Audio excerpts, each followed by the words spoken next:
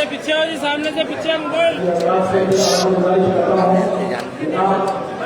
यहाँ पर भूमिका लगाए, मैंने इससे पहले भी कहा कि दोनों को ध्यान करते हुए आप पीछे से खाली हैं, मेरे लोग आ रहे हैं और मैं भी आप समाज कर रहा था। इंशाअल्लाह हमारे सामने मुंह के अंदर इस वक्त क्या सूरत हाल है और हमारे शहर की क्या सूरत हाल है, इंशाअल्लाह हम दोनों को कंपेयर करेंगे। इंशाअल्लाह हमें क्या फैसला लेना है।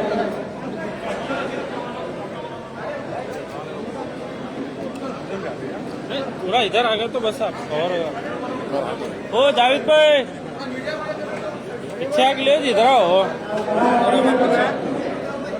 आइए आज के इस चुनाव का आगाज हम मेरे हमारे पास करते हैं। थोड़ा मोबाइल पीछे है बड़े भाई। अब्दुल रज़ाक साहब को गुजारिश करता हूँ माइक पर तशरीफ लाए और इस जलसे का आगाज मेरे हमारे पास करता है।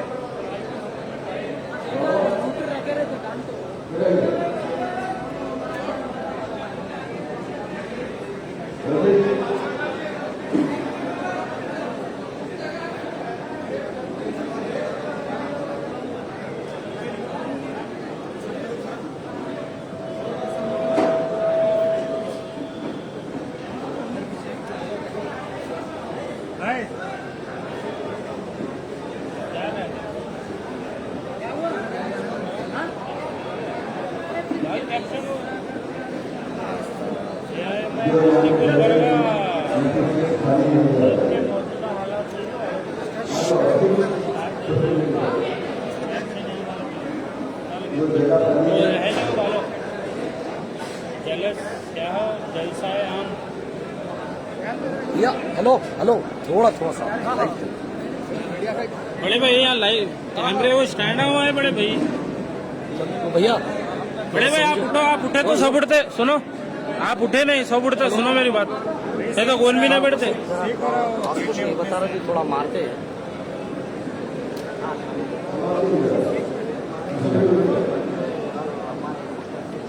सोहेल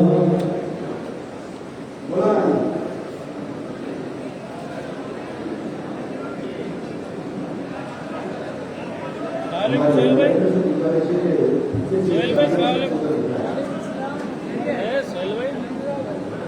आवाज चले हुए भाई अगर आप थोड़ा कर लिए नहीं नहीं फोन आ रहे हैं 8-10 चैनलों पे चले टीमें मेरे दो भाई बहुत सारी कुर्सियां पीछे खाली है।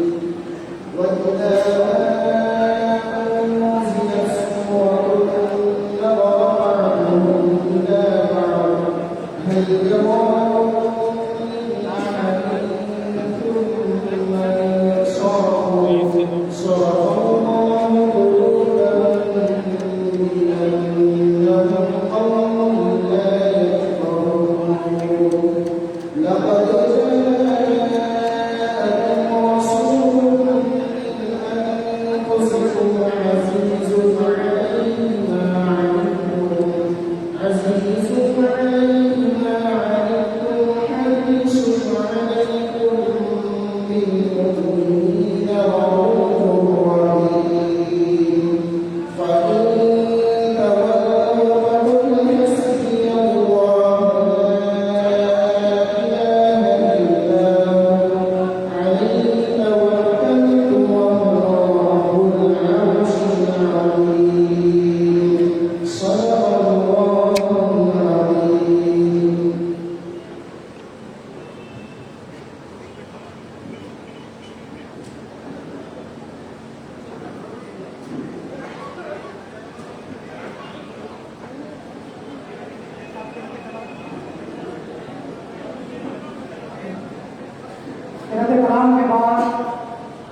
जनाब रसूल महफूज सल्लल्लाहु अलैहि वसल्लम बुलाने के लिए गुलाम मुस्तकीम मुझे से गुजारिश करता हूँ और माइक पर तशरीफ लाए नात मुबारक के चला शाफ बनाए गो करो गो बोलो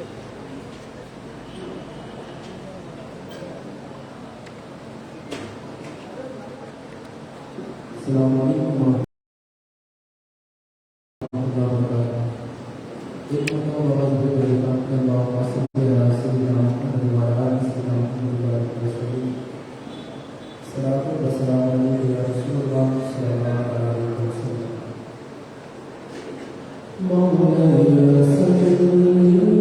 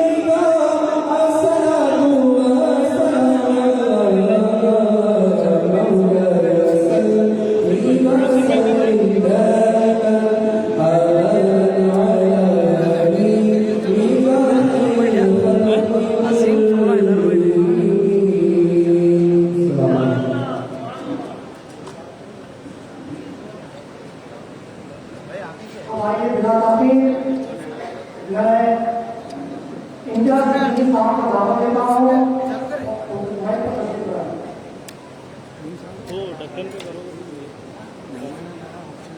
अस्सलामुअलैकुम रहमतुल्लाहि व बरकातुहू। शेख नसीम व तस्लीम फरमा बैरिस्टर असदुद्दीन अवैसी साहब, जनाब इलियास शेख साहब, चीफ साहब और तमाम बुजुर्ग, मेरे भाइयों, दोस्तों, नौजवान साथियों, आज का ये प्रोग्राम ना इलेक्शन है ना कोई इलेक्शन आने वाला है। आज असदुद्दीन ओवैसी साहब उन तमाम कैंडिडेट जो कॉर्पोरेशन का इलेक्शन लड़े थे उनकी हौसला अफजाई और साथ साथ शहरी हालात पे एक नजरसानी करने के लिए तशरीफ लाए हैं। और मैं आप लोगों से शहर के हालात के बारे में कुछ कहना जरूरी समझता हूँ। 40 साल क़यादत के बाद हमने उन 40 साल की एक मेहनताने के तौर पे मोहतरमा को एमएलए बना कर लिया। ये बात वाज़ेह है, लेकिन उसके बावजूद जो चीज हम चाहते थे वो हमें हासिल ना हो सकी। आज शहर में 2 लॉकडाउन हुए, एक साल से ज्यादा कोरोना वबा हमें परेशान करती रही। उसके बावजूद ना मोहतरमा को यह ख्याल था ना उनके हवालियों को यह ख्याल था कि कई लोगों ने अपने अजीज को खो दिया। वो बेंगलुरु में आराम करती रही।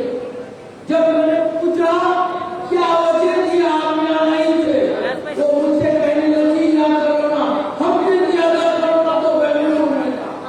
लेकिन हमें एक मर्द की जरूरत है। ये मुख्तसर सी बातों में मैं लंबा और तवील नहीं ले जाऊंगा। एक मर्द की जरूरत है जो आज के हालात को लड़ सके और वो हमारे कौम को नहीं बल्कि इस मुल्क को बचाने के लिए। अब इसके लिए ही असदुद्दीन ओवैसी साहब आपके बीच में आए। इलियास शेख जैसे जामात को आपके गायब बनाने के लिए, आपके पास एक एमएलए के ओहदे पे बहस करने के लिए, इसके लिए आपकी हिम्मत जरूरी है। जो आप तमाम लोग बैठे हैं, इन लोगों में ये जज्बा जरूरी है। आपने आपके साथ मैं भी था मोहतरमा को जिताने में, लेकिन वो मेरी सबसे बड़ी गलती थी। उसके लिए मैं इस शहर के लिए उन तमाम लोगों से माजरत खा हूं, क्योंकि मैंने वो गलती की थी। उस गलती को दुरुस्त करने के लिए मैंने 1.5 साल पहले ही सोच लिया कि मुझे एक बेहतर आदमी चाहिए और इस शहर में कोई बेहतर हो सकता है तो वो है इलियास शेख साहब। मेरे जहन में कुछ बातें थी जो आपको बताना चाहूंगा। मोमिनपुरा 21 और 22 नंबर वार्ड में आपने देखा पहली मौत गुलबर्गा से कोरोना की हुई, लेकिन हमारे हालात क्या थे? हमारा हमदर्द, हमारा साथी कोई नहीं था। जब दवाखानों को जाता, मैं अकेला ही पहले लॉकडाउन में मैं वाहिद आदमी था जो GIMS hospital, ESI hospital, corporation जाता रहा। लेकिन मैं लोगों से ये कह रहा था कि रुको, आ रही है मोहतरमा, खुद कितनी लड़ाई लड़ सकता था, मैंने तो लड़ ली। मुझ पे ये लोगों के खाना नहीं देने, लोगों की मौत और रेमडेसिविर पे मुझ पे केस किया गया। मैंने उसका एहसास नहीं किया। मैंने ये सोचा कि मैं जब तक जिंदा हूँ आपकी खिदमत करता रहूंगा। उस गलती की अवध में आज आप लोगों को सोचना पड़ेगा। आने वाले दिनों में जिस तरह के हालात शहर के आपने देखा, आज कॉर्पोरेशन में आपका मोटेशन हो नहीं सकता। आज आपने देखा कल के अखबार में यहाँ के बड़े बड़े दिग्गज जो अपने आप को सियासतदान कहते थे, उन पे FIR किया गया है गवर्नमेंट DDA की तरफ से। वो यही वजह है जो आज हमारे हालात खराब है। मैं चाहता हूं कि आप सोचें, आपका तालीम में हाथ 3.5 साल से स्कॉलरशिप नहीं है, मुसलमान तालीम हासिल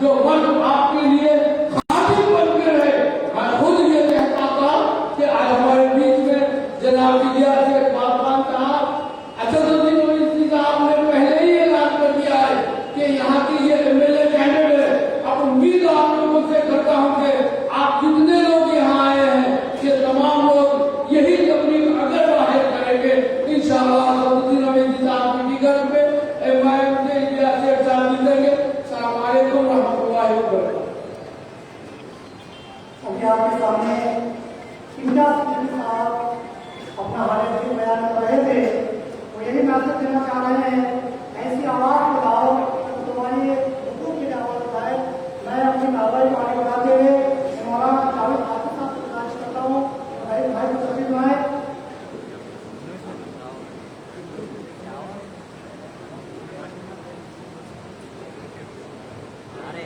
अस्सलाम वालेकुम रहमतुल्लाहि व बरकातहू। हजारों साल नरगिस अपनी बेलूनी फरोती है, हजारों साल नरगिस अपनी बेलूनी फरोती है, बड़ी मुश्किल से होता है चमन में भी दौर पैदा। आज के इस इजलास में हिदायत पर तशरीफ फरमा हमारे मुल्क की एक बेबाक आवाज़ जो सिर्फ मुल्क नहीं पूरी दुनिया में सुनी जाती है। मेरी मुराद नकीब मिल्लत बैरिस्टर असदुद्दीन अवैसी साहब और हमारे इस तारीखी शहर के बेबाक नौजवान फ़ैज़ और नौजवानों के दिलों की धड़कन आले जनाब अलहाज इलियास सेठ साहब और अल्लाह की बात से उम्मीद रख करके इस तारीखी शहर के आइंदा के लिए इंशाअल्लाह और हमारे शहर के मजे हुए सियासतदान कमाइयों के नए मुंतखबशुदा सदर आली जनाब अलहाज इकबाल अहमद शेरी फरोज साहब और हम सब के खैर खां और हमारे शहर का तारीखी दर्द रखने वाले हैदराबाद के मेले आली जनाब भाई कौसर साहब और हमारे इंचार्ज भाई सलीम साहब और इसी तरीके से लाइव पर तशरीफ फरमा तमाम दानिशगान उलमा और मशाइखीन और ख़ास तौर से हमारे 20 उम्मीदवार वो इस तारीखी शहर में अपनी खिदमत के लिए अपने आप को पेश किया, लेकिन अल्लाह ने उन्हें कबूल किया और आइंदा से हमारा तारीखी शहर तकाज़ा करता है कि हम इलेक्शन हारे नहीं हैं, हम इलेक्शन जीते हैं, इसलिए कि हमने एक ऐसी आवाज़ का साथ दिया, एक ऐसी आवाज़ का साथ दिया जिसके बारे में मैंने कहा जो आवाज़ हमारे मुल्क के अंदर 130 करोड़ दिलों की धड़कन है। चाहे वो दुश्मन है वो भी आपकी आवाज़ सुनता है, दोस्त है वो भी आपकी आवाज़ सुनता है, आपकी पार्टी का है वो भी आपकी आवाज़ सुनता है और दूसरी पार्टी का है वो भी आपकी आवाज़ सुनता है, दोस्त भी सुनता है, दुश्मन भी सुनता है। इसलिए गुलबर्गा के गयूर लोगों हमें कदर की जरूरत है। मैंने शेर पढ़ा शुरू में, हजारों साल नरगिस अपनी बेनूरी पर होती है, बड़ी मुश्किल से होता है चमन में भी दौर पैदा। एक आवाज है, एक दरखास्त है, एक उम्मीद है, एक तमन्ना है कि ये दो शख्सियतें बैठी हैं। एक आवाज को मैं कहता हूँ आलमी आवाज है, वो नकीब मिल्लत की आवाज है और एक आवाज है जो हमारे तारीखी शहर गुलबर्गे की आवाज है, जिसका नाम अलहाज इलियास सेठ बागबान है। 40 साल की तारीख जो मिटने जा रही है। मैं कहता हूँ आपसे बेजमीनी की आवाज को, बेजमीनी की आवाज को छोड़ दो और गुलामी की जंजीरों को तोड़ दो। तुम जिस नबी के उम्मती हो वो नबी भी इनकलाबी है और उस नबी की नबूवत भी इनकलाबी है, रिसालत भी इनकलाबी है, कुरान भी इनकलाबी है और ये तारीखी शहर गुलबर्गा भी इनकलाबी है। गुलबर्गा के गयूर नौजवानों, अगर तुमने इनकलाब को समझा है, मुस्लिम क़यादत को समझा है, मुस्लिम क़यादत की जरूरत को महसूस कर रहे हो। अभी हमारे सिद्दीकी साहब ने बात कही 2 साल से कोरोना की महामारी में आज जिसको वोट देकर इसे ताज पहनाते हो उसने फूटी जबान से भी नहीं कहा, न दिल्ली के अंदर बैठकर, न बेंगलुरु में बैठकर, न गुलबर्गे में आकर के गुलबर्गा के मेरे वोट देने वालों तुम परेशानी में है, मुसीबतों में है, तुम्हारे पास जो है दवाइयां नहीं है, तुम्हारे दवाखानों में बेड नहीं है और तुम्हारे दवाखानों में ऑक्सीजन नहीं है। एक टूटी जबान से भी जिसको आप कई सालों से, कई मरतबे से, जिसे आप अपना कीमती वोट देकर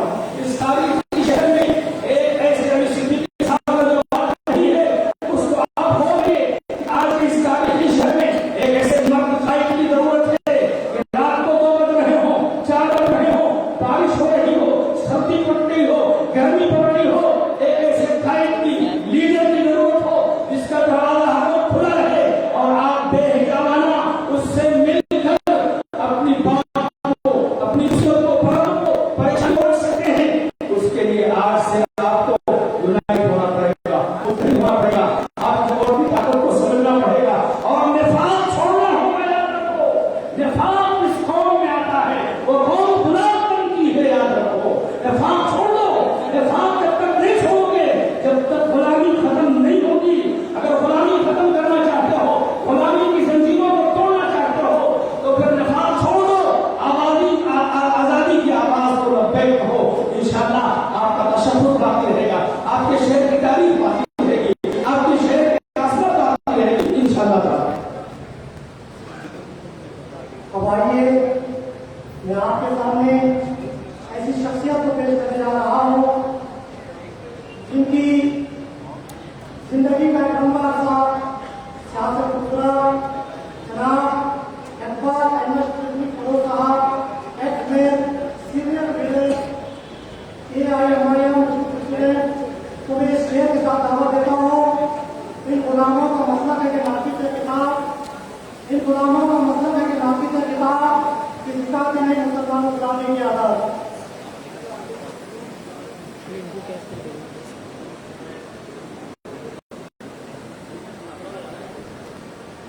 और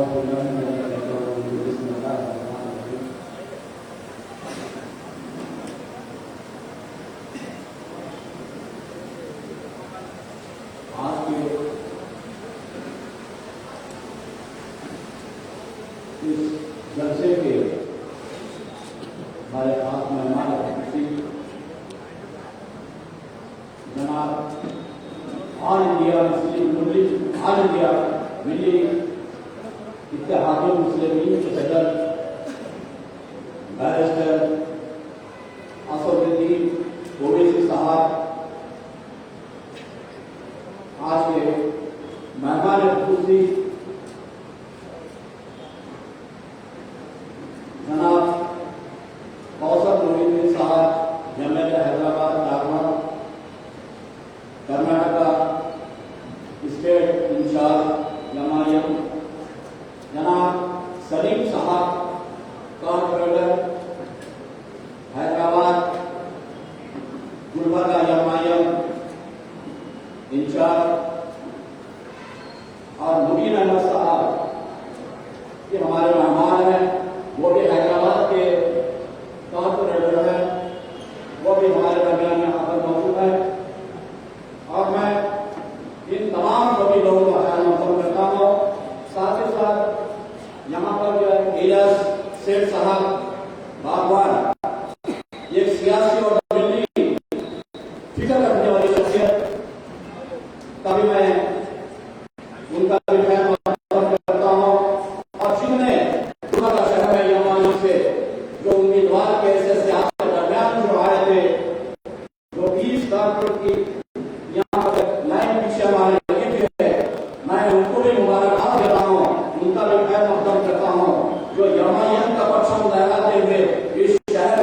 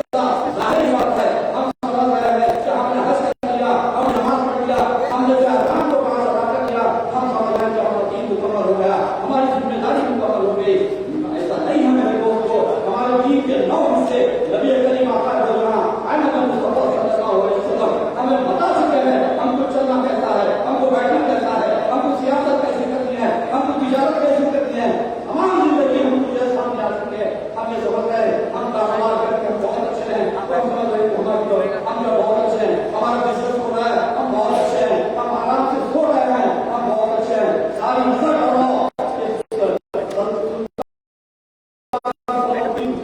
सारा मिलत कि मैं एक बात कहना चाहता हूँ कि सारा मिलत का नुकसान सलाउद्दीन अहमद साहब ने कहा करते जो मुल्क का समरा अगर मर जाता है तो वो खत्म नहीं होता। किसी बात मुल्क किसी बादशाह किसी सल्तनत का बादशाह अगर खत्म होता है तो सल्तनत खत्म नहीं होती। या अगर अपने दिलों से एहसास अगर खत्म होता है, अपनी फिक्र खत्म होती है तो कौम होता है, कौम की रोशनी है। तो बात जो है सारे हिंदुस्तान के अंदर अपना जो है एक बात कह रहे हैं कि है मुसलमानों को वक्त है, आप जो है किस तरह से पढ़ने लगाओगे, किस तरह से हम जो है लोगों के हाथ से इस्तेमाल होंगे। उत्तर प्रदेश के अंदर आपने हमारे मुख्यमंत्री क्या आजम खान की हमारी हालत क्या हुई, अभी जो है मुलायम सिंह यादव, अखिलेश यादव समाजवादी पार्टी हमारे कौम को किस तरह से इस्तेमाल की और जो हमारे कौम को किस तरह से हमारे वोटों का इस्तेमाल किया। तमाम बातें हैं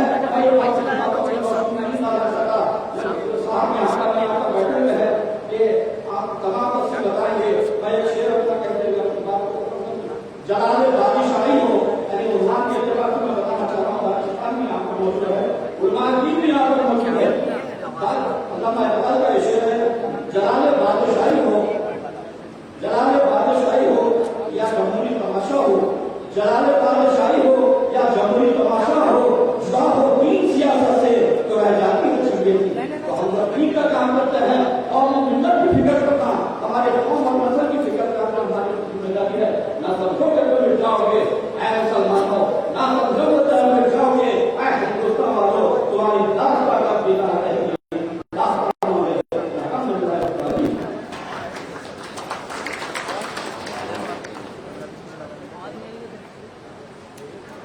हमारे इस जलसे का भी कार्य बढ़ाते हुए मैं हमारा गुलाम मुख्तलिफ साहब दवा देता हूँ तो मैं तस्वीर लाए और हमारे काम करना है।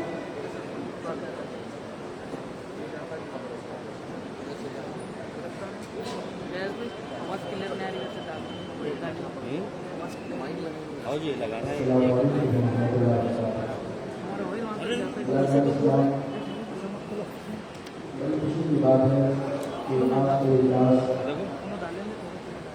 दानिशवर उलमा व मशाइख और मौलाना की हाजिरा पर मुनक़िद किया गया है। बरदार इस्लाम का अब आप लोग जानते हैं कि हमारे मुल्क के हालात बद से बदतर होते चले जा रहे हैं। हर आने वाला दिन पिछले दिन से बदतर हो रहा है। हर एतबार से और मुस्लिम बसे पुष्ट कर दी गई। हम ना समाजी एतबार से हमारे हालात ठीक हैं, ना सियासी एतबार से हमारे हालात ठीक गुजर आते हैं और हर एतबार से मुसलमान और मुस्लिम बसे पुष्ट कर दी गई है। एक तालीम वो थी जिस तालीम को मुसलमान पढ़ करके अपने अंदर एक जज्बा पैदा करता था। मेरे आका मुस्तफा करीम सल्लल्लाहु अलैहि वसल्लम ने ऐसे मदनी मुआशरे को तश्कील दिया था। जब हिजरत करके मेरे नबी मक्का से मदीना गए तो अंसार और मुहाजिर के दरमियान ऐसा रिश्ते को खुद पैदा कर दिया। सुभान अल्लाह। एक अंसार और एक मुहाजिर को उठा करके मेरे मुस्तफा ने उखूत यानी भाईचारे का रिश्ता बना दिया और कहा कि तुम एक दूसरे के भाई हो। और सहाबा-ए-किराम को वो मामला था कि जब मेरे मुस्तफा ने एक अंसार और एक मुहाजिर को भाई बनाया तो उनका वो रिश्ता इतना मजबूत हुआ कि वो अपनी प्रॉपर्टी में हिस्सा लेने के लिए तैयार हुई। और उसमें एक हजरत मुलायम कायनात बैठे हुए थे और खामोश थे। मेरे मुस्तफा पूछ लगे क्या हुआ? तो कहा या रसूलल्लाह आपने किसी न किसी का भाई बना दिया। मेरा भाई कौन है? तो मेरे आका मुस्तफा करीम इरशाद फरमाते हैं अल अली अखी कि दुनिया वाला आखिरा, ये अली वो मेरा भाई है जो दुनिया में भी और आखिरत में मेरा भाई है। या अल्लाह इस्लामिया मेरे आका का फरमान है अल मुस्लिम वल मुस्लिम, एक मुसलमान दूसरे मुसलमान का भाई है। और आज वक्त और हालात ही बताते हैं कि हम तमाम को सारा बसारा खड़े होकर के हुकूमत की आंखों में आंखें डाल करके अपने हक का मुतालबा करना होगा। और जब हमारे शहर की बात आती है, याद रखिए सिर्फ शहर और या हमारा सूबा कर्नाटक नहीं बल्कि मुल्क भर में, चाहे वो मुसलमान हो या गैर हो, हर एक इंसान जब हमारे कायद नकीब मिल्लत हजरत ओवैसी साहब जब पार्लियामेंट में बोलते हैं या कई न्यूज में बोलते हैं तो सबकी तवज्जो इसी तरफ जाती है। शायद कहता है तामर्द सुखने ना गुफ्तबाशद ऐब वो हुनरश ना हुफ्तबाशद, तामर्द सुखने ना गुफ्तबाशद ऐब वो हुनरश ना हुफ्तबाशद।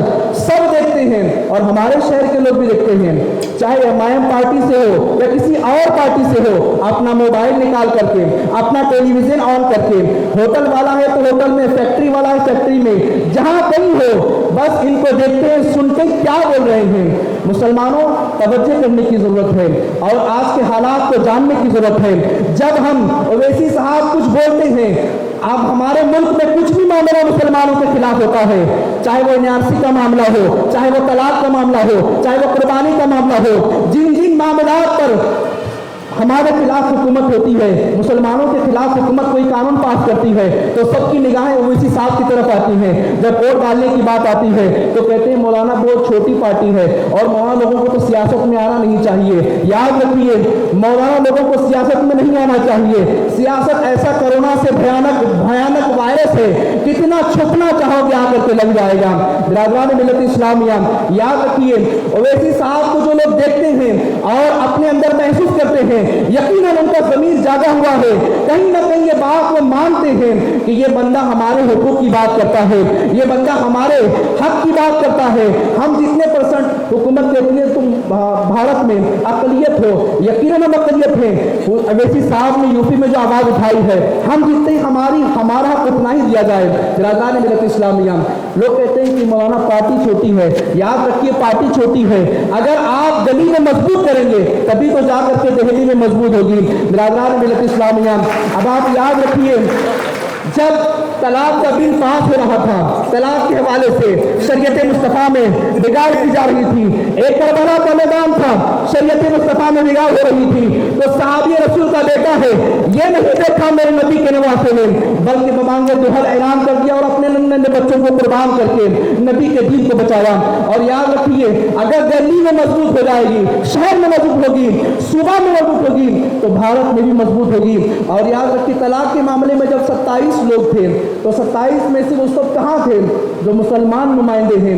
एक ही बंदा खड़े होकर के बबांगे दुहल कह रहा था कि ये हमारे आइन के खिलाफ है, ये हमारी शरीयत के खिलाफ है। बिरादरान मिल्लत इस्लामिया, तलाक सलासा पर एक बंदे ने बोल करके हमारे एजाज को, हमारी जुबान ओवैसी साहब की थी और अल्फाज उलमा के थे, अल्फाज कुरान और हदीस के थे। बिरादरान मिल्लत इस्लामिया, शरीयत मुस्तफा को बचाया। जहां सियासत पे गहरी नजर है ओवैसी साहब की, वहां दीन पर भी गहरी नजर है।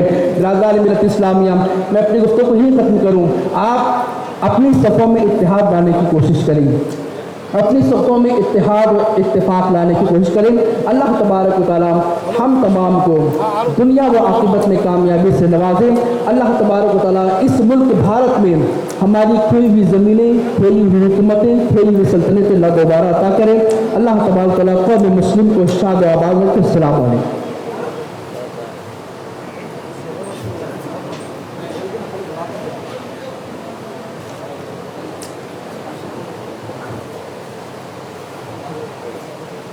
अब आपके सामने इलियास सर जारी कर देंगे। अस्सलाम वालेकुम वरहमतुल्लाहि वबरकातुहू। असद साहब को 7 बजे हैदराबाद में रहना है और हम सब यहाँ पर साहब को सुनने के लिए आए हैं। मैं गुजारिश करता हूँ साहब से कि साहब आके अपनी बात रखें। हम सब बेचैन हैं, काफ़ी देर से 2 बजे से बैठे हुए हैं। तो मैं तो गुलबर्गा में रहता हूँ, आप भी यहीं रहते, आप मेरे से सुनते रहते, मैं तो आपके हर घर घर पहुँचूँगा इंशाअल्लाह।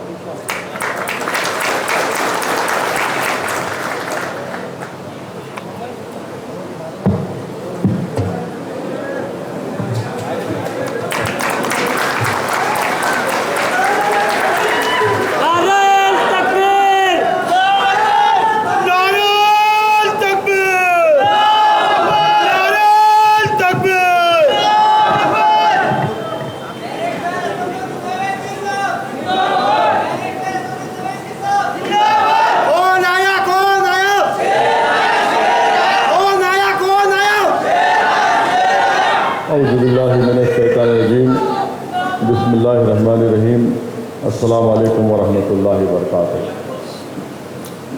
नशीन व तशरीफ़ फरमा जनाब इलियास सेठ साहब, जो मजलिस इत्तेहादुल मुस्लिमीन के आने वाले 2023 के असम्बली इंतखाबात के गुलबर्गा शुमाल के उम्मीदवार हैं। नशीन तशरीफ़ फरमा मौलाना जावेद साहब, मौलाना जनाब रईस साहब, सदर रज़ा एकेडमी, थोड़ा ऊपर रखिए, जनाब कौसर मोइनुद्दीन साहब रुकन असम्बली तेलंगाना, वो इंचार्ज MIM कर्नाटका, और मोहतरम जनाब इकबाल अहमद शीरनी फ़रोज़ साहब, साबिक़ा मेयर, वो सदर मजलिस इत्तेहादुल मुस्लिमीन ज़िले गुलबर्गा, मोअज़्ज़िज़ उलमाए कराम, मशाइख़ीन उज़्ज़ाम, मेरे मजलिसी रुफ़क़ा, मोअज़्ज़िज़ हाज़रीन इकराम, मैं सबसे पहले आप तमाम का बेहद शुक्रिया अदा करता हूँ कि आप लोग ने अपना कीमती वक्त निकाल कर आज के इस इजलास में शिरकत की। मैं आप तमाम का और अहलियान गुलबर्गे का शुक्रिया अदा करता हूँ कि आप तमाम ने मजलिस इत्तेहादुल मुस्लिमीन के उम्मीदवारों के हक़ में अपने वोट का इस्तेमाल किया। मैं शुक्रगुज़ार हूँ आप लोगों का कि आपने पोलिंग के दिन बड़ी मेहनत और जस्तजू की। मैं शुक्रगुज़ार हूँ मोहतरम जनाब इलियास सेठ साहब का, उनके तमाम मजलिस के साथियों का और आप तमाम हजरात का कि आपने बड़ी मेहनत की। अल्लाह सुब्हाना व तआला ने, मैं समझता हूँ कि हमको इतनी बड़ी कामयाबी नहीं मिली जिसका उम्मीद कर रहे थे, मगर कामयाबी ये ज़रूर मिली कि अल्हम्दुलिल्लाह आप तमाम ज़िम्मेदारों का हमको आपका साथ मिला, आपका एतमाद मिला, और मुझे यकीन है कि आप तमाम के एतमाद, आप तमाम के साथ की बुनियाद पर इंशाअल्लाह ताला हम अपने सियासी सफ़र को जारी और सारी रखेंगे। और मुझे यकीन है कि अगर हम मेहनत करते रहेंगे तो इंशाअल्लाह ताला ना सिर्फ गुलबर्गा शुमाल की असम्बली सीट, बल्कि गुलबर्गे ज़िले में जितनी असम्बली की सीटें हैं वहाँ से मजलिस इंतखाबात में हिस्सा लेगी। और इंशाअल्लाह ताला अल्लाह सुब्हाना व तआला आपकी दुआओं और आपकी मेहनतों की बुनियाद पर अल्लाह हमको कामयाब और कामरान करेगा। तो मैं अपने जमात के ज़िम्मेदारों से भी ये गुजारिश करना चाहूँगा कि अपने हिम्मतों को और अपने हौसलों को बुलंद रखिए। बहुत ही कम वक्त हमको मिला था, हम लोग जिस तरीक़े से तैयारी करना था उस तरीक़े से नहीं कर पाए। यकीनन कहीं ना कहीं कोई कमज़ोरी भी होगी और इंशाअल्लाह ताला हम उन तमाम कमज़ोरियों को दूर करेंगे और एक नए जद्दोजहद और नए हिम्मत और हौसले के साथ अपने काम को जारी और सारी रखेंगे। मैं यहाँ आने से पहले हमारे बल्दिया के जो उम्मीदवार थे उन तमाम से मेरी मुलाकात हुई। मैंने उनसे भी गुजारिश की कि वो अपने अपने बल्दी हल्के में सरगर्म रहें, आवाम से वाबस्ता रहें, आवाम की तकालीफ को, उनके मसाइल को हल करने की कोशिश करें। और मैंने उन तमाम उम्मीदवारों से इस बात का वादा भी किया है कि अगर वो अपने अपने बल्दी हल्के में हरकत में रहेंगे, आवाम के मसाइल को समझते रहेंगे, काम करते रहेंगे, तो इंशाअल्लाह ताला आइंदा जब 5 साल के बाद बल्दिया के इंतखाबात होंगे, अगर वो सरगर्म रहे, आवाम से वाबस्ता रहे, तो मुझे कोई इस बात की शिकायत नहीं हुई कि मैं दोबारा मजलिस उनको वहाँ से अपना उम्मीदवार बनाए, क्योंकि हमको काम करना है और आवाम का एतमाद और आवाम के दिल को जीतना है। और मुझे यकीन है कि इंशाअल्लाह ताला जो इलियास सेठ साहब ने मेहनत की, जस्तजू की, इंशाअल्लाह ताला वो ज़रूर रंग लाएगी। मैं क्योंकि ये हमारे जमात के ज़िम्मेदारों का और कौम और मिल्लत के ज़िम्मेदारों का इजलास है, मैं आपको बताना ज़रूरी समझता हूँ कि जब मैं पहला असम्बली का इलेक्शन लड़ा था 1994 सितंबर या अक्टूबर का महीना था, मजलिस इत्तेहादुल मुस्लिमीन की तरफ से मैं वाहिद रुकन असम्बली कामयाब हुआ था। मजलिस के उस ज़माने में 4 अरकान असम्बली थे, शिकस्त हुई और सिर्फ मैं अकेले कामयाब हुआ। मैंने मेहनत की, हमारे बुज़ुर्गों की हिदायत पर अमल किया, हमारे वालिद मरहूम की सरपरस्ती हासिल थी, उनकी नसीहतें मेरे लिए आज भी एक कीमती असासा है मेरे लिए।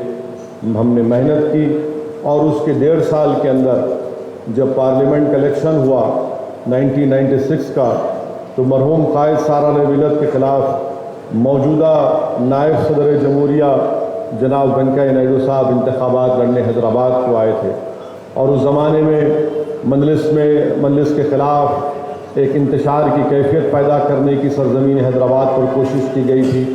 तो मुखालिफत में भी कोई एक साहब खड़े हो गए थे, मगर उसके बावजूद भी आप देखेंगे 96 के पार्लियामेंट इलेक्शन का नतीजा निकालेंगे तो 1.5 साल के अंदर मजलिस ने उन तमाम 3 असम्बली हल्क़ेजात से जहाँ से हमको शिकस्त हुई थी, हमने दोबारा वहाँ से अपनी बरतरी को हासिल किया और बड़ी तादाद में अपने वोट को हासिल किया। और फिर उसके बाद 98 में फिर पार्लियामेंट का इलेक्शन हुआ, अल्हम्दुलिल्लाह वही नतीजा निकला। 99 में जब असम्बली का इलेक्शन हुआ तो मजलिस इत्तेहादुल मुस्लिमीन ने उन तमाम असम्बली सीट पर कामयाबी हासिल कर ली थी जहाँ पर 5 साल पहले हमको कामयाबी नहीं मिली थी। तो मैं अपने तमाम जमात के ज़िम्मेदारों से, अरकान से मेरी उनसे पुरखुलूस गुजारिश है कि अपने हौसले को बुलंद रखिए और अल्लाह की ज़ात पर पहले से ज़्यादा तवक्कल करिए और मेहनत करिए, जुस्तजू करिए। और मैं भी कोशिश करूँगा कि इंशाअल्लाह ताला महीने में कम से कम एक दिन गुलबर्गा ज़िले में आऊँ, ना सिर्फ गुलबर्गा शहर बल्कि गुलबर्गा डिस्ट्रिक्ट में जहाँ पर भी हमारी तंजीम मजबूत होगी वहाँ पर भी हम जाएंगे, चाहे वो जलसा होगा या इस तरह का इजलास होगा या फिर ज़िम्मेदारों से मुलाकात होगी, तो मैं इंशाअल्लाह ताला ज़रूर आऊँगा। मेरा भी मकसद यही है, जमात का पैगाम यही है, जमात का नज़्बुल-ऐन भी यही है कि भारत की जमहूरियत में मुसलमानों की एक सियासी क़ियादत बने, मुसलमानों की एक लीडरशिप बने, मुसलमानों की एक सियासी आवाज़ बने, मुसलमानों की वोट की अहमियत दोबारा पैदा हो, मुसलमानों के वोट की अहमियत दोबारा पैदा हो। और जब ये चीज़ें उसी वक्त मुमकिन होगी जब हम तमाम मुत्तहिद होकर अपनी एक मरकज़ सियासी से वाबस्ता होकर अपनी जमात मजलिस इत्तेहादुल मुस्लिमीन को मजबूत करेंगे। यकीनन हम मुख्तलिफ मसलक से और अक़ीदत से अक़ीदे हमारे हो सकते हैं, मगर याद रखिए वतन अज़ीज़ के जो हालात हैं वो हालात हमको और आपको पुकार कर ये कह रहे हैं कि आपको अपनी एक सियासी क़ियादत को बनाना ज़रूरी है। मैं फिर से इस बात को दोहरा रहा हूँ कि मैं गुलबर्गे के इस तारीख़ी रूहानी शहर को आने का मकसद एक ही है कि यहाँ से आपकी एक ज़मीनी सतह से आपकी लीडरशिप पैदा हो, आपके वोट से आपका नुमाइंदा कामयाब हो, ताकि कर्नाटका की असम्बली में जाकर वो मज़लूम अवाम की एक आवाज़ बन सके। मेरा मानना ये है, बल्कि मेरी जमात का मानना ये है कि भारत के मुसलमानों के तहफ़्फ़ुज़ के लिए, भारत के मुसलमानों की शरीयत की हिफाजत के लिए, भारत के मुसलमानों की सकाफ़ती और उनके कल्चर की हिफाजत के लिए, भारत के मुसलमानों की तालीमी मयार को, लिटरेसी रेट को बढ़ाने के लिए, ड्रॉप आउट रेट को कम करने के लिए, नौकरियों में मुकाम हासिल करने के लिए, पुलिस की नाइंसाफ़ियों के खात्मे के लिए ये बहुत ज़रूरी है कि हम अपनी एक क़ियादत को बनाएं और वो हमारे वोटों से जीत कर कामयाब होकर, चाहे वह असम्बली हो, पार्लियामेंट हो, बल्दिया के इंतखाबात हो या ज़िला परिषद के इलेक्शन हो, वहाँ पर जाएँ। इसी के ऊपर मजलिस इत्तेहादुल मुस्लिमीन काम करते जा रही है, काम करते आ रही है और ये मुझे यकीन है कि इंशाअल्लाह ताला मैं इस दुनिया में रहूं या ना रहूं, ये काम अल्लाह अपने फजल से, अपने करम से, नबी करीम सल्लल्लाहु अलैहि वसल्लम के सदक़े और तुफ़ैल से ये काम जारी और सारी रहेगा। मेरी आपसे फिर से गुजारिश है कि आप मजलिस को मजबूत करें। मजलिस को मजबूत करने का मकसद ये है कि आपकी एक आवाज़ होगी, आपके वोट की अहमियत होगी। हम इतनी जल्दबाजी में और बग़ैर किसी तैयारी के हम इलेक्शन में हिस्सा लिए बल्दिया के, और अल्हम्दुलिल्लाह गुलबर्गा शुमाल से अगर मैं गलत ना हूँ तो 10,500 के करीब हमको वोट हासिल हुए। ये बहुत बड़ी कामयाबी है, ये बहुत बड़ी कामयाबी है कि ना हम इंतखाबी जलसे कर सके, ना पूरी तरह से तैयारी कर सके, और ऐसी जमातों से हमारा मुकाबला हुआ जो बरसों से गुलबर्गे में उनकी जड़ें मजबूत है। तो इंशाअल्लाह ताला हमारा काम जारी रहेगा और हमको अपने हौसलों को बुलंद रखना पड़ेगा। दूसरी अहम बात जो मैं आपसे यस करना चाह रहा था कि अभी इलियास सेठ बोले कि साहब मजलिस के मुखालिफिन ये शिकायत करते कि आप ज़्यादा कांग्रेस को बोलते, बीजेपी को कम बोलते। ये पार्लियामेंट की आप हर तकरीर उठा कर देख लो, आप पार्लियामेंट की हर तकरीर, हम वक्त की जो हुकूमत है बीजेपी की है, नरेंद्र मोदी उसके वजीर आज़म, सबसे ज़्यादा तनकीद अगर पार्लियामेंट में खुली अल्फाज में अगर कोई करता है तो असदुद्दीन ओवैसी और इम्तियाज़ जलील करते हैं। तो इसमें ये मतलब नहीं है, मगर आप ये भी देखेंगे कि पार्लियामेंट में ना इम्तियाज़ जलील जाकर मोदी से गले मिले, गले कौन मिले आपको मालूम, तो दौड़ते हुए घर जाए गले मिल लिया। और जबकि उस वक्त गले मिले जब नो कॉन्फिडेंस मोशन मोदी के खिलाफ लाया गया था। तो यकीनन हम सबके खिलाफ बोलते हैं, क्योंकि जो सच्चाई है उसको बयान करना बेहद ज़रूरी है। अब मिसाल के तौर पे आप देखेंगे कि कल एक फंक्शन हुआ, एक इंफॉर्मेशन कमिश्नर है जनाब, उन्होंने सावरकर के ऊपर किताब लिखी और सावरकर की किताब के रस्म इजरा में आरएसएस के मोहन भगवत थे, हमारे मुल्क के मौजूदा वजीर दिफा मोहतरम राजनाथ सिंह साहब थे। तो दोनों की तकरीर हुई उसमें। अब तकरीर तो हो गई रात में, सुबह सुबह हस्बे आदत हस्बे रिवायत मीडिया सुबह 8:30 बजे हमारे घर को आ गई, क्योंकि उनको मालूम था कि मैं गुलबर्गे को आने वाला हूं, और आकर मुझसे कहा कि ये बातें कहीं, इस पर आप तबसरा करिए। तो सबसे पहली बात इलियास सेठ साहब की शिकायत दूर कर दो, और कांग्रेस वालों को भी शायद सुन के थोड़ा अच्छा दिखेगा। तो वजीर दिफा ने यह कहा कि सावरकर ने जो अंग्रेज़ों को माफ़ीनामे के ख़त लिखे थे वो महात्मा गांधी के बोलने पे लिखे थे। आप उलमाए कराम यहाँ पर मौजूद है, अल्लामा फजल खैराबादी रहमतुल्लाह अलैह हो या मौलाना हुसैन अहमद मदनी रहमतुल्लाह अलैह हो, ये माल्टा की जेल में थे, वो अंडमान की जेल में थे। कोई भी एक खत इनका नहीं बता सकता कि उन्होंने अंग्रेज़ों से माफ़ी की भीख मांगी, कोई नहीं बता सकता, कोई नहीं बता सकता। अब ये जो मोहतरम है सावरकर, ये जेल में गए 1911 को। कब गए जेल में? जुलाई 4, 1911 को गए। ये जरूरी है बोलना, क्योंकि रिकॉर्ड हो गया तो दिखाते टीवी वाले, इन्हें एक और भड़काऊ भाषण गुलबर्गे में दे गए बोलते। तो जुलाई 4, 1911 को उन्होंने जेल में डाले सावरकर को। अब राजनाथ सिंह ये बोल रहे कि महात्मा गांधी खुद उनको ये बोले कि आप अंग्रेज़ों को एक खत लिखो, मर्सी पिटीशन लिखो, माफ़ीनामा लिखो। मैं राजनाथ सिंह साहब से पूछना चाह रहा हूं कि आपको ये झूठ बोलने के लिए किसने मजबूर किया? 4 जुलाई 1911 को जब सावरकर को अंग्रेज़ गिरफ्तार करके काला पानी अंडमान में रखे, गांधी भारत में नहीं थे, साउथ अफ्रीका में थे राजनाथ सिंह साहब। वहां से क्या उन्होंने क्या प्लेन में उड़ के आके बोले या क्या, कैसा है? उतना प्लेन भी नहीं था जब, तो कुछ भी नहीं था। अब इन्होंने लंबी छोड़ दी है। अब ये समझे कि हम लोग हमारे कान में फूल है, हम नहीं देखेंगे, नहीं मालूम हमारे को मालूम, हम भी थोड़ा थोड़ा पढ़ते हैं, ज़्यादा नहीं पढ़ते, थोड़ा थोड़ा पढ़े लिखे। वो हम तेलुगु में बोलते हैं కొంచెం కొంచెం, लिटिल लिटिल। ये पहली झूठ इनकी। अब दूसरी बात ये है कि वो हो गया। फिर उसके बाद उन्होंने एक और माफ़ीनामा लिखे नवंबर 14 को 1913 को,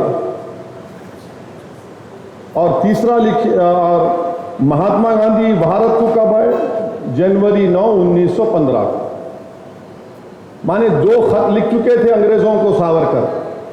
अगर वो अंग्रेजी का खत आपके सामने पढ़ूंगा, उसका तर्जुमा करूंगा, तो ये जितने संघ परिवार के लोग हैं आग बुझेला हो जाएंगे। इतनी तारीफ कर रहे अंग्रेजों की, आप ऐसे हैं, आप दरिया दिल हैं, मेरे को माफ कर दो। अरे ये बात बोलते ही नहीं है। हाँ, यकीनन गांधी का खत है, गांधी ने खत लिखा था, गांधी ने खत का जवाब लिखा था।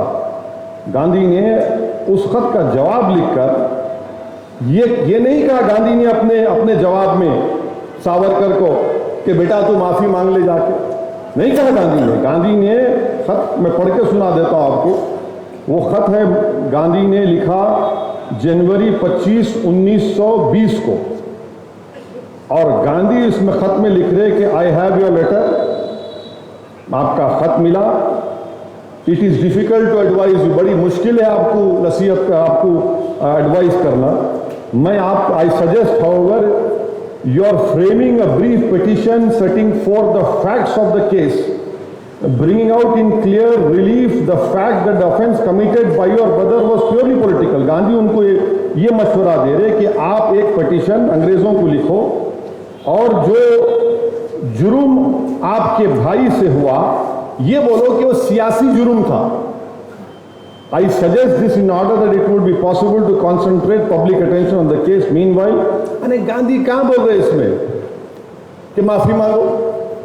गांधी तो ये बोलते थे कि अहिंसा का सबसे बड़ा रास्ता जेल को जाना है, जेल को जाना है। और मौसूफ को काला पानी में सावरकर को जेल में डाले, 8 महीने के अंदर ही खत लिख दिया उन्होंने पहला। अब राजनाथ सिंह बोलते कि हमारे वजीर दिफा कि गांधी ने उनसे कहा था। गांधी ने कहा गांधी तो जनवरी 25, 1920 को वो खत लिखे, उससे पहले तो मौसूफ 2 खत लिख चुके थे। तो अब ये बीजेपी का मकसद क्या है कि सावरकर के बारे में बड़ा अच्छा तारीख में ये भी आया, मैं एक सियासत का तालिब इल्म हूं, 1990 तक बीजेपी सावरकर का नाम ही ले लेती थी, हिंदुत्व का नाम भी नहीं लेती थी। ये आडवाणी ने शुरू किया हिंदुत्व और सावरकर 1990 में, उसके बाद सब शुरू हो गए। अच्छा, सावरकर की तारीख क्या है? सावरकर की तारीख ये है कि सावरकर ने, मैं आपको बता रहा हूं कि सावरकर ने, अब ये हम बीजेपी वालों पे छोड़ देते, आप झूठ है सच है बोलो। सावरकर ने 1900 आज़ादी मिलने के बाद 1947 में क्या सावरकर ने नहीं कहा था कि मैं तिरंगे को नहीं मानता, मैं भगवा रंग को मानता? कहा था सावरकर ने यह बात? तीसरी बात, सावरकर ने यह भी कहा था कि हिंदू बादशाहों को का यह काम था कि मुस्लिम खवातीन की इज्जत लूटते, उनका रेप करते ताकि जंग जीत जाए। चौथी बात, सावरकर ने यह कहा था कि जब नेताजी सुभाष चंद्र बोस अंग्रेजों से गुलामी को खत्म कराने के लिए भारत के लोगों से बोल रहे थे कि आओ मेरी इंडियन नेशनल आर्मी में आओ, तो सावरकर लोगों को बोल रहे थे नहीं तुम अंग्रेजों की फौज में जाओ। छठी बात, सावरकर ये तारीख में ये मैं को अपने दिल से नहीं, उससे नहीं मना रहा हूं। 1939 में कांग्रेस और तमाम मुजाहिदीन आज़ादी ने फैसला लिया कि हम तमाम अपने अपने विजारत के ओहदों से इस्तीफा देते, तो सावरकर लिनिंग तो वायसराय के पास जाके नहीं हम नहीं देते, हम आपके साथ हैं, हम आपके साथ हैं। 19 सब अच्छा ये बार बार बोलते मुसलमानों को 2 नेशन थ्योरी। अरे 2 नेशन थ्योरी की सबसे पहले बात करने वाला 1937 में सावरकर थे।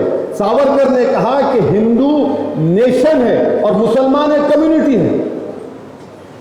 आप बोले, हम नहीं बोले। ना हमको सावरकर से मतलब है, ना जिना से मतलब था, मरकू ना रहेगा कभी। और आपको मालूम कि हिंदू महासभा और मुस्लिम लीग मिलकर इख्तियार में थे उस जमाने में, माने दोनों हिंदू महासभा और मुस्लिम लीग मिलकर इख्तियार में थे। और आखिरी बात, सावरकर महात्मा गांधी के कत्ल में मुलविस थे। कौन बोले बात ये? महात्मा गांधी के जो कत्ल का मुकदमा चला उसमें सावरकर एक्यूज थे। कोर्ट ने उनको कहा कि इनका जो पीए था सावरकर का, बाजे नाम था, वो जो एविडेंस दिया उसको कानून में क्या है कि कोराबोरेट करना, मैंने सिर्फ मेरे बोलने पे नहीं बल्कि इलियास सेठ भी बोलना, वो नहीं कर सका। मगर जस्टिस कपूर जो सुप्रीम कोर्ट के चीफ जस्टिस थे, कमीशन ऑफ इंक्वायरी बनाया गया, उन्होंने अपनी रिपोर्ट में कहा कि सावरकर के घर में गांधी के कत्ल की साजिश हुई। आप इनको अपना हीरो बनाते, आप इनको, अच्छा ये भी छोड़ो, आप ये भी अगर झूठ रहा तो क्या सरदार पटेल ने नहीं लिखा कि हिंदू महासभा की एक फाइनेंशियल ऑर्गेनाइजेशन सावरकर के मातहत थी जिसने गांधी को कत्ल किया? ये सब चीजें और ये आप कर रहे हैं। जब मैं 2004 में पार्लियामेंट को, हैदराबाद की आवाम का लाख शुक्रिया, मुझे मुंतखब करके अल्लाह ने भिजाया। 2004 में पार्लियामेंट के सेंट्रल हॉल में मैं गया तो जैसा वैसा बैठे हुए सेंट्रल हॉल, यहां पर गांधी की फोटो है और उसके राइट ऑपोजिट सावरकर की फोटो है। आप बताइए कि जिसके कत्ल का मुकदमा उस पर चला, कोर्ट ने बरी किया उनको, मगर इंक्वायरी कमीशन में साबित हुआ कि वो मुलविस थे। यानी गांधी की फोटो एक तरफ, सावरकर की फोटो एक तरफ। तो ये क्या हो रहा है हमारे मुल्क में? फिर खुद वजीर दिफा इस तरह की अगर बात करेंगे और फिर मोहन भगवत आरएसएस के सरसंघचालक बोल रहे नहीं सावरकर उर्दू बड़ी अच्छी बोलते थे, गजल लिखते थे, उन मुस्लिम दोस्त थे। कहते गजल लिखे तो मुस्लिम दोस्त हो जाते। आज मीडिया वाले में से पूछे, मिला तुम्हारे इनको तारीख नहीं मालूम, महात्मा गांधी के कत्ल का जो एफआईआर था वो एफआईआर भी उर्दू में लिखा गया था। एफआईआर भी उर्दू में लिखा गया था कि मुलजिम 1, मुलजिम 2, दफा 302। सावरकर ने उर्दू से नफरत का इजहार किया था, वो भी रिटर्न है। ये लोग ये समझते कि कोई जानता नहीं है, अपनी लंबी लंबी झूठ छोड़ के निकल जाओ, कोई पकड़ेगा नहीं। अरे तो हम जानते ना, थोड़ा बहुत पढ़े, हम भी उलेमाओं की सोबत में उनके पैरों के पास बैठकर हम भी सीखे, हम भी जानते हैं। तो आज इनको आप बना रहे हैं कि उन्हें बड़े वो थे। अरे कहां थे भाई, गांधी के कत्ल में ये थे। सावरकर ने यह भी लिखा कि हिटलर ने जो जर्मनी में यहूदियों को खत्म किया वो सही था, क्योंकि यहूदी जर्मनी से अंदर नहीं मिल सके, एसिमिलेट नहीं हो सके। अरे फैसिज्म की तारीफ करते थे और हम हमको सिखा रहे हैं। और सबसे बड़ी बात याद रखिए, बीजेपी और संघ परिवार जो कांग्रेस के लोग भी आज सावरकर की तारीफ करते हैं, खुल के बोलो नहीं मानते उसको। सावरकर ने अपनी किताब हिंदुत्वा लिखी, हिंदुत्वा में सावरकर ने लिखा कि मुसलमान इस मुल्क से मोहब्बत नहीं कर सकते, क्योंकि ये इनके बाबा की जमीन नहीं है, ना इनके लिए ये एक मुबारक सरजमीन है। अंग्रेजी का लफ्ज था कि ना ये फादरलैंड है ना ये होली लैंड। इनका तो होली लैंड मक्का और मदीना में। अरे मक्का मदीना को नहीं पूछते, मक्का मदीना को खुदा नहीं मानते, जमीन और आसमान के खालिक को खुदा मानते। ये हकीकत है। मगर ये इनकी किताब में लिखा हुआ हिंदुत्व, इनकी किताब है, पढ़ने अगर पढ़ने का मौका मिला तो पढ़िए आप। बाज़ाब्ता बोल रहे हो और ये बोल रहे कि मुसलमानों को यहां पर सर्विट्यूड में रहना पड़ेगा। तो ये कल एक वजीर दिफा रहकर संविधान पर, आइन पर ओत लेकर इस तरह की अगर बातें कोई करेगा तो आप खुद समझ जाइए कि मुल्क किस राह पे जा रहा है। मैं मीडिया से भी कहा और आज भी कह रहा हूं कि एक दिन एक वक्त आएगा, इसी तरह की अगर रविश बरकरार रहेगी, इसी तरह की ये नफरत बरकरार रहेगी, तो एक दिन आएगा कि इस मुल्क में बीजेपी संघ परिवार कहेगी कि अब बाबा कौम सावरकर है, गांधी नहीं है, और गोडसे मुजाहिदी आजादी। ये सिलसिला अगर चलता रहेगा, ये शिद्दत पैदा हो चुकी है। ये तारीख को तोड़ तोड़ कर आरएसएस जो है आधी सच बोलती है और पूरा झूठ बोलती है। इनकी हकीकत है पूरी चीजों में। तो मेरे अजीज दोस्तों और बुजुर्गों, ये मुल्क के हालात, और फिर हमारे मुल्क के हालात, सियासी हालात ये हैं कि कांग्रेस हो या समाजवादी हो या फिर ये दूसरे जो अपने आप को सेकुलर बोलते हैं, इनकी कोशिश ये है कि सबसे बड़ा हिंदू कौन है इस मुल्क में, सबसे बड़ा हिंदू कौन है इस मुल्क में, और उसी के लिए कंपटीशन हो रहा है। आप देख लो, थोड़े दिन पहले कांग्रेस का एक जलसा हुआ, फिर समाजवादी का भी हुआ। मैं ये कह रहा हूं कि मैं ये नहीं बोल रहा हूं कि मैं सबसे बड़ा मुसलमान हूं, मैं ये कह रहा हूं कि इस मुल्क में जो मुल्क की खूबसूरती है, इस मुल्क का कोई मजहब ही नहीं है, भारत का कोई मजहब नहीं है, भारत पूरे मजहब को मानता भी है, और अगर कोई नहीं मानता तो भारत उसको बोलता तू भी तेरी ख्वाहिश है तो उस पर चल। मगर ये जो कंपटीशन चल रहा है, इस कंपटीशन को आपको देखना जरूरी है। और ये तमाम सेकुलर पार्टियां ये समझती हैं कि मुसलमान कहां जाएगा, इसको तो हमें कोने में करके दबा दिए, ला महाला हमारे साथ आएंगे। ये आपको फैसला करना है, क्यों जाएंगे हम ला महाला, क्योंकि हम तो मजबूर हैं इनके साथ जाने के लिए। अगर आज ये लोग इस तरह का कॉम्प्रोमाइज करते जाएंगे तो फिर याद रखिए हमारी तहजीब पर, हमारी सकाफत पर, हमारी शनाख्त के खतरे पैदा हो जाएंगे। मुझे इस बात का खतरा है, मैं देख रहा हूं उन चीजों को, महसूस कर रहा हूं कि इस तरह अगर हर चीज को ये लोग नहीं ये करना जरूरी है, ये खत्म कहां होगा फिर। और उलमा और मुफ्तिया इकराम फरमाते हैं, औलिया अल्लाह फरमाते हैं कि अगर तुम एक मर्तबा बुराई के दरवाजे को खोलोगे तो फिर खत्म, फिर यहां से नीचे ही जाते हैं, ऊपर नहीं आते। कंपटीशन हो रहा है। इसीलिए मेरी आपसे गुजारिश है कि इस माहौल में हमको अपने हौसलों को बुलंद रखना है, अपनी सियासी ताकत को मजबूत करना है। मैं फिर से कह रहा हूं कि बीजेपी को हराना सिर्फ मुसलमानों का काम नहीं है, बीजेपी को हराना दलितों का भी काम है, ओबीसी का भी काम है, आलाजात के हिंदुओं का भी काम है बीजेपी को हराना। वो लोग इलेक्शन आता तो अपनी अपनी जात के ऊपर अपनी जात के लीडरों को मजबूत बना देते हैं, उनको एमएलए बनाते, एमपी बनाते, मिनिस्टर बनाते। हम क्या बनाते? हम खाली बैंड बाजे की पार्टी हैं। जब शादी की बारात निकलती दूल्हे के घर से तो बैंड बाजा अगर कोई रखता है, नहीं रखना चाहिए, रखते हैं तो आप देखो ये शादी खाने के बाहर बैंड बाजा रोके थे, अंदर मत आ, चल भाग। ये हाल हमारा होके रहेगा, हमारा काम साली वोट डालो। नहीं, गुलबर्गा का बल्दिया इलेक्शन है, जिंदगी मौत का फैसला होने वाला। अरे कितनी इलेक्शन में जिंदगी मौत का फैसला नहीं हुआ, और फिर हम रोज मरते, उसके बाद कोई पूछने वाला नहीं। अभी हमारे भाई बता रहे थे कि कांग्रेस के 2 लीडर, क्या नाम है उनका,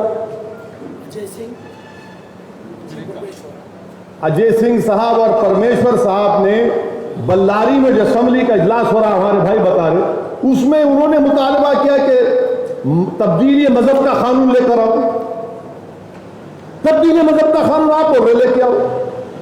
कलीम सिद्दीकी साहब को जेल में डाल के सड़ा रहे वहां पर, कोई केस नहीं है उनके ऊपर, सिर्फ तंग करना है उनको। और उस चार्जशीट में बहुत बड़े मौलाना जो एमपी है उनका भी नाम लिख दिया गया है। वो वकील साहब ने पूछ जाए, मैं देख के तहज्जुब कहां से कहां मिला दे रहे। आप बोल रहे कि धर्मातन का माने तब्दीली मजहब का कानून लेके आओ, क्या ये पॉलिसी है कांग्रेस पार्टी की? क्या आप बोल रहे, आपके बोल रहे लीडर्स बोल रहे कि कन्वर्जन का कानून लेकर आओ, बल्लारी में जो असेंबली का इजलास होने जा रहा है।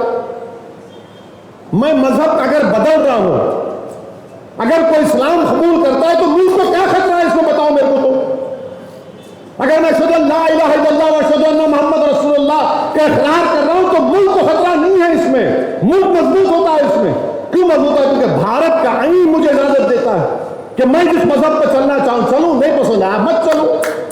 मगर आप ये बताना चाह रहे हैं कि तुम अगर मजहब तब्दील करोगे तो मुल्क को खतरा होगा। मुल्क को खतरे की बात क्या है इसमें?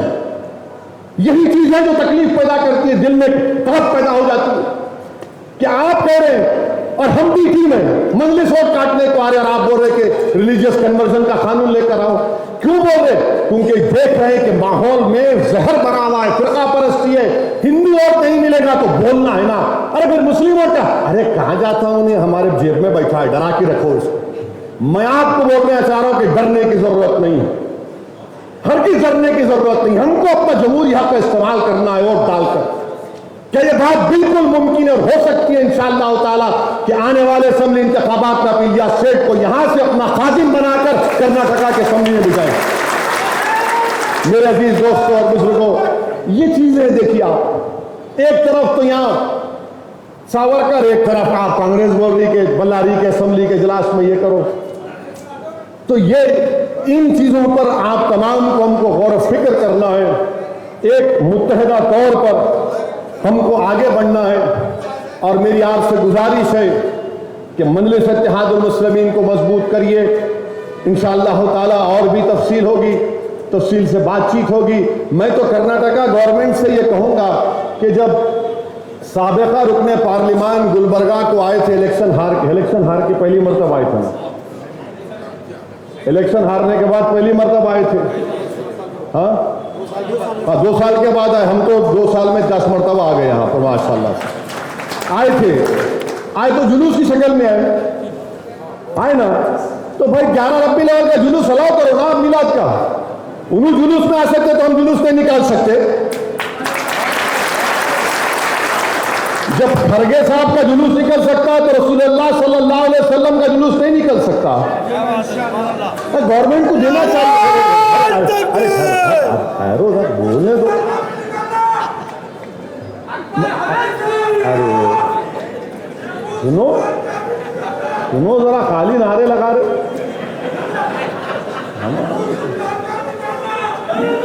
जब जुलूस निकल सकता है खरगे साहब का, तो रब्बी लेवल का भी जुलूस अलाउ करो आप। उनको भी कोविड के गाइडलाइंस है, हमारे को भी दो, हम भी निकालते। अब इसके बाद बोलेंगे देखो नु आके भड़काओ बात करके चले गए। भड़काओ बात किया क्या बोलो आप? उनका जुलूस निकला नहीं निकला खरगे साहब का? निकला ना। हाँ ये भी दो आप, ये भी दो ना भाई। ये तो सारी कायनात को आजादी मिली उस दिन, शैतान भागा कूद के, आप नहीं देंगे। तो ये चीज है, ये जब सच्चाई को बयान किया जाता है तो इनको तकलीफ हो जाती है। क्यों आए कहीं, क्यों यहाँ पे? अच्छा मैं जहां कहीं भी भारत के कोने में जाता हूं, यहाँ क्यों आए नु? अरे ऐसा बोलते जैसा कि मैं किसी के दूर का दामाद हूं, यहाँ क्यों आए, वहां जाना था। अरे उत्तर प्रदेश से बोले नहीं, यहाँ क्यों आए नु? आप झारखंड गए, यहाँ क्यों आए नु? बिहार गए, यहाँ क्यों आए नु? अरे भाई साहब, पूरा मुल्क हमारे बाप का है, कहीं भी जा सकते हम। अब इसका भी जवाब इसलिए है क्योंकि सावरकर बोले फादरलैंड नहीं है। फादरलैंड है सावरकर हमारा। ये कैसा है? हमारे अब्बा पूरे कायनात के अब्बा, आपके अब्बा के अब्बा के अब्बा के अब्बा हजरत आदम अलैहिस्सलाम दुनिया में आए तो पहला कदम यहाँ रखे। अब्बा की जमीन पे बेटे का हक नहीं तो किसका हक होगा फिर? फादरलैंड नहीं है। अरे कहाँ में यहाँ क्यों आते हैं? वहाँ बैठो ना ओल्ड सिटी में हैदराबाद के। अरे भाई वहाँ बैठने बेचैनी होती, बैठा तो मेरे को एक जगह नहीं बैठ सकता हूँ, मेरे को तकलीफ होती है। मेरे को जब देखता हूँ सुनता हूँ तो कोशिश करना मेरा काम। ये हमारे तमाम साथी हैं। क्या कौन सी दौलत है बताइए जो मैं इंडिया स्टेट से ले रहा हूँ या मैं उनको दे रहा हूँ? अल्लाह जानता है क्या है। सिर्फ एक तरफ है, जज्बा है कि नहीं हमारी आवाज होना, गरीब मजलूम आवाम की, मुसलमानों की आवाज होना, एक ताकत दिखना, हमारे वोट की वैल्यू होना, हमारे मसाइल हल होना। यही तकलीफ है जो सब चीज है जो नौजवान समझ चुका तरफ है नौजवानों में। तो मेरी आपसे गुजारिश है कि आप जितना हो सके मजलिस की मदद करिए, खास तौर से अपनी दुआओं से। रात के अंधेरे में जब आप उठेंगे तो एक लफ्ज जमात की कामयाबी के लिए अल्लाह की बारगाह में अर्ज करिए। यकीनन अहले दिल की जबान से निकले हुए कलमात अल्लाह की बारगाह में कबूलियत का बाइस बन सकते हैं। अल्हम्दुलिल्लाह।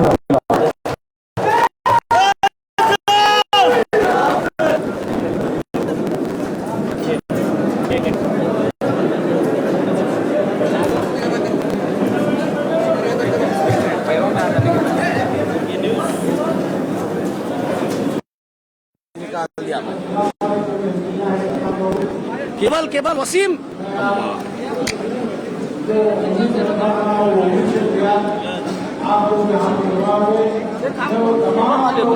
मेरा केवल वो गैस भाई वो केवल नहीं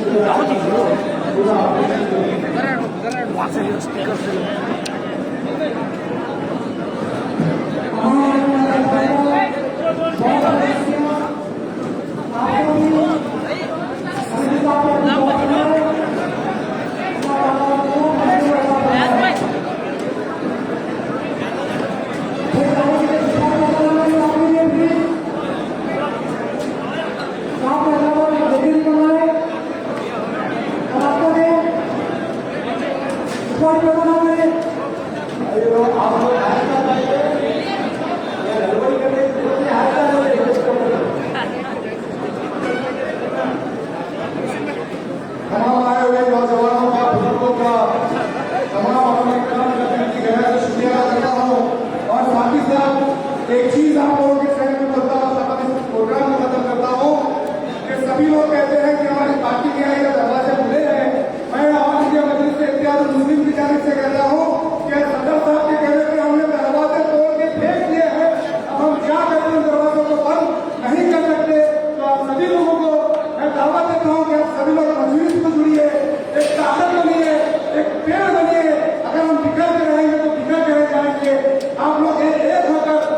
इसमें आई है